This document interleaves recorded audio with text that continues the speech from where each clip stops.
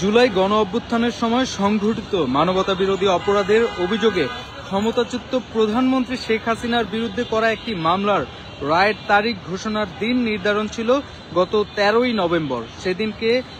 সে দিনটিকে আওয়ামী লীগের নেতাকর্মীরা লকডাউন কর্মসূচি ঘোষণা করে এবং নিষিদ্ধ আওয়ামী লীগ, এই নিষিদ্ধ ঘোষিত আওয়ামী লীগ তারা কিন্তু গত 13 তারিখে শেখ হাসিনার যেই মানবতা বিরোধী অপরাধের যে মামলার রায়, সেই রায়ের তারিখকে কেন্দ্র করে কিন্তু তারা গত 7 নভেম্বর রাত থেকে রাজধানী ঢাকা সহ বিভিন্ন স্থানে ককটেল বিস্ফোরণ ও বাসে আগুন দেওয়ার ঘটনা শুরু হয়।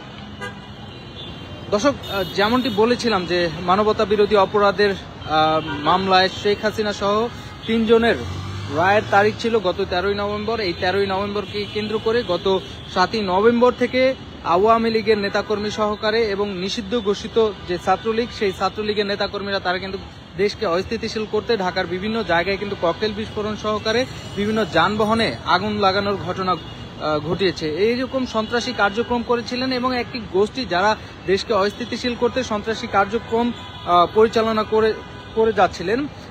দর্শক, যেমনটি জেনেছিলাম যে আমরা গত 13 তারিখে হাইকোর্টের একটি রায়ে শেখ হাসিনা সহ সাবেক স্বরাষ্ট্রমন্ত্রী ও সাবেক পুলিশের আইজিবি সহকারে এই 3 জনের মামলার রায়ের তারিখ নির্ধারণ করেছে আগামীকাল 17ই নভেম্বর। এই 17ই নভেম্বরকে কেন্দ্র করে কিন্তু নিষিদ্ধ ঘোষিত আওয়ামী লীগ 16 এবং 17 তারিখে যেই তাদের কর্মসূচি, সেই কর্মসূচি অনুযায়ী তারা কিন্তু লকডাউন কর্মসূচি ঘোষণা করেন এবং সেই লকডাউন কিন্তু 13 তারিখেও ছিল, আজকে 16 তারিখ এবং আগামীকাল 17 তারিখ, যেখানে 17ই নভেম্বর আগামীকাল 17ই নভেম্বর শেখ হাসিনা সহ সাবেক স্বরাষ্ট্রমন্ত্রী এবং পুলিশের আইজিপির বিরুদ্ধে মামলার রায়ের ঘোষণার তারিখ ধার্য করেছেন আন্তর্জাতিক অপরাধ ট্রাইব্যুনাল। আর এই রায়কে কেন্দ্র করে কিন্তু একটি নিষিদ্ধ ঘোষিত সংগঠন যেটি দেশকে অস্থিতিশীল করতে বিভিন্ন জায়গায় ককটেল বিস্ফোরণ ও যানবাহনে অগ্নিসংযোগের মতো ঘটনা ঘটেছে।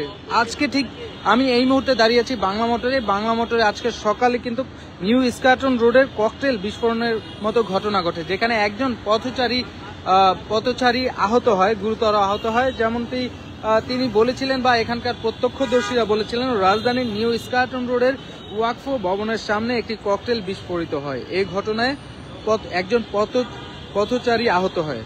আজকে সকাল 8:40 দিকে এই ককটেল বিস্ফোরণের ঘটনা ঘটে। আহত ব্যক্তির নাম আব্দুল বাসির, তার বয়স 50 বছর। একটি বেসরকারি প্রতিষ্ঠানে তিনি কাজ করেন এবং তিনি যেমনটি বলেছেন বা এখানকার প্রত্যক্ষদর্শীরা বলেছেন, তিনি প্রতিনিয়ত বাংলা মোটরে তার অফিস হওয়ার কারণে তিনি প্রতিনিয়ত এই বাংলা মোটর হেঁটেই তার অফিসে যায়। আব্দুল বাসিরের পায়ে ও হাতে জখম হন। তিনি আমাদেরকে এবং সাংবাদিকদেরকে বলেন এবং এখানকার প্রত্যক্ষদর্শীরা বলেছিলেন যে ওয়াকফ ভবনের সামনে দিয়ে হেঁটে যাওয়ার সময় ওই ককটেলটি বিস্ফোরণ করেন। কে বা কাহারা বিস্ফোরণ করেন সেটি আসলে উল্লেখ করা যায়নি এখন পর্যন্ত, কিন্তু একটি মোটর সাইকেলে এসেই ককটেলটি বিস্ফোরণ করে কিন্তু তারা চলে গিয়েছেন। এক্ষেত্রে ঢাকাতে কিন্তু বেশ আইন শৃঙ্খলা রক্ষাকারী বাহিনীদের বেশ তৎপর আছে।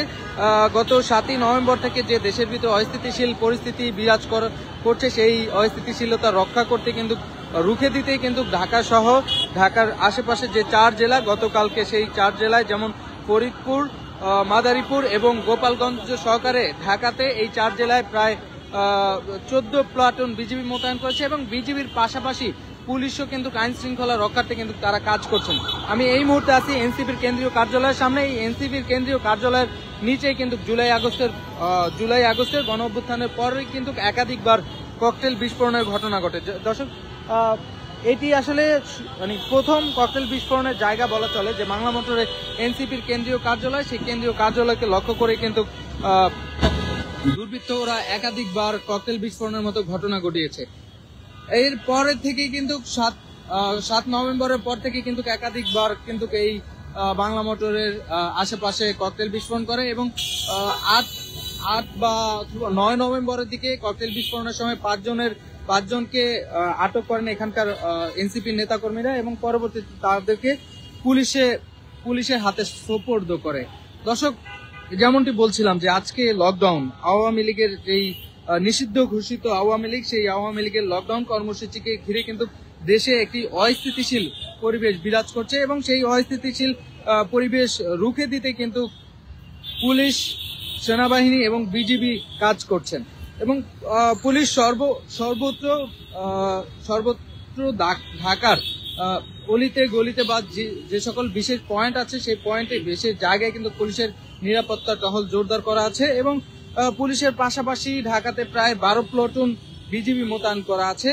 আজকে সকাল থেকে কিন্তু ঢাকার বিভিন্ন জায়গায় কিন্তু ককটেল বিস্ফোরণের ঘটনা ঘটে, তার মধ্যে উল্লেখযোগ্য বাংলা মোটর, তারপরে হচ্ছে